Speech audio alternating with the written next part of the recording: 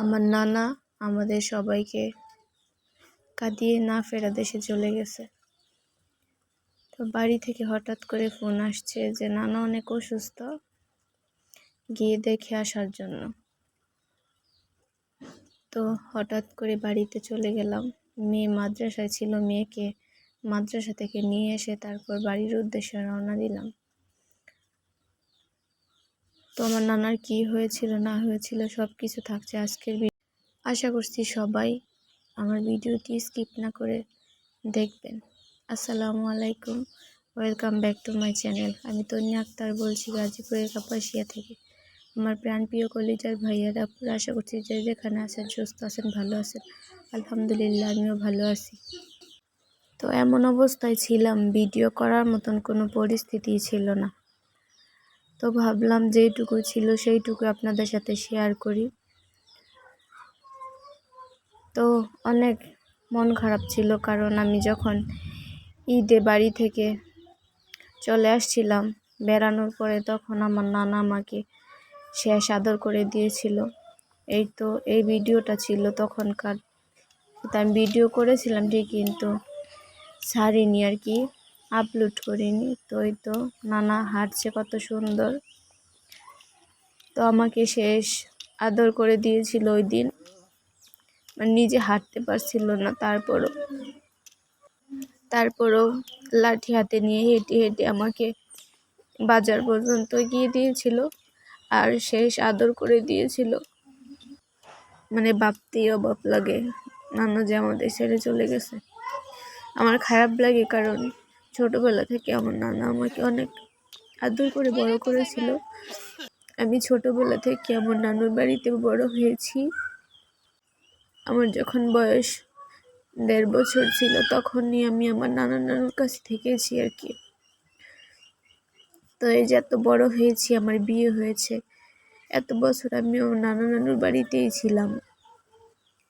তার জন্য আর কি নানার জন্য একটু কষ্ট হয়। অনেক আদর করতো আমাকে।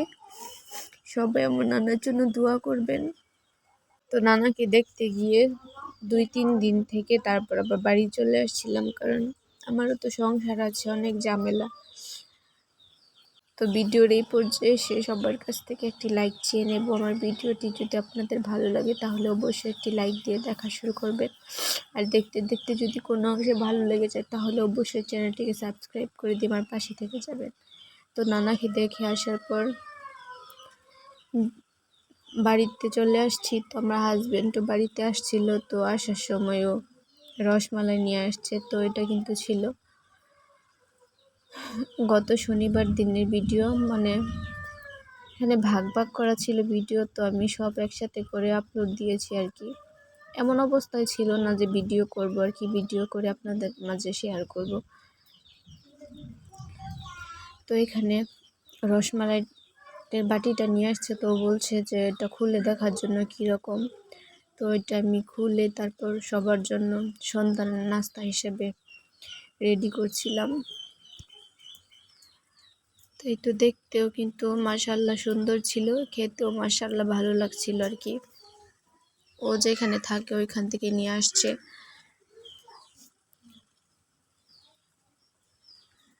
তো গত রবিবারের রাত্রে ভিডিও এটা। তো গত সোমবার দিন সকাল 7টায় আমার নানা এই দুনিয়ার মায়া ত্যাগ করে আমাদের ছেড়ে চলে গিয়েছিল। তো বাড়ি থেকে ফোন দিয়েছিল, তখন আমি কি করব বুঝতে পারছিলাম না। তো বড় মেয়েকে মাদ্রাসায় রেখে ছোট মেয়েকে সাথে নিয়ে বাড়িতে চলে আসছিলাম, কারণ বড় মেয়েকে নিয়ে গিয়েছিলাম, বড় মেয়ে দেখে আসছিল তার বড় বাবাকে। তার জন্য অনেক বৃষ্টি ছিল, তারপরে আর নিয়ে যাওয়া হয়নি। তো আমার নানা আমাদেরকে ছেড়ে ওইখানে চিরনিদ্রায় ঘুমিয়ে আছে। তো সবাই আমার নানার জন্য দোয়া করবেন যেন আমার নানাকে আল্লাহ জান্নাতবাসী করেন। তো আমার নানা কিন্তু অনেক ভালো ছিল, আমাকে অনেক আদর করতো। সেইটা আর কি ভুলতে পারি না, অনেক কষ্ট লাগে। নিজের আপন মানুষ হারানোর কষ্টটা যে কীরকম সেইটা যার হারিয়েছে সেই বুঝে। তো আমার কিন্তু সবাই আছে, নানা নানু দাদা দাদু সবই ছিল, কিন্তু একজন আমাদেরকে ছেড়ে চলে গিয়েছে। তো ভাবতেই পারি না নানা আমাদের মাঝে নেই। কথাটা চিন্তা করলে অনেকটা খারাপ লাগে। তো এই তো আমার নানা এখানে বলেছিল যদি মারা যায় এখানে মাটি দেওয়ার জন্য। এই কবরস্থানটাকে কিন্তু নানা অনেক যত্ন করতো, অনেক পরিষ্কার করে রাখতো সব সময়। তো এরকম একটা অবস্থার মধ্যে দিয়ে যেতে হবে কখনো কল্পনাও করিনি। তো সবাই আমার নানার জন্য দোয়া করবেন। তো আমার আজকের ভিডিওটা এই পর্যন্তই। সবাই ভালো থাকবেন, সুস্থ থাকবেন, আমাদের জন্য দোয়া করবেন। আল্লাহ হাফেজ, আসসালামু আলাইকুম।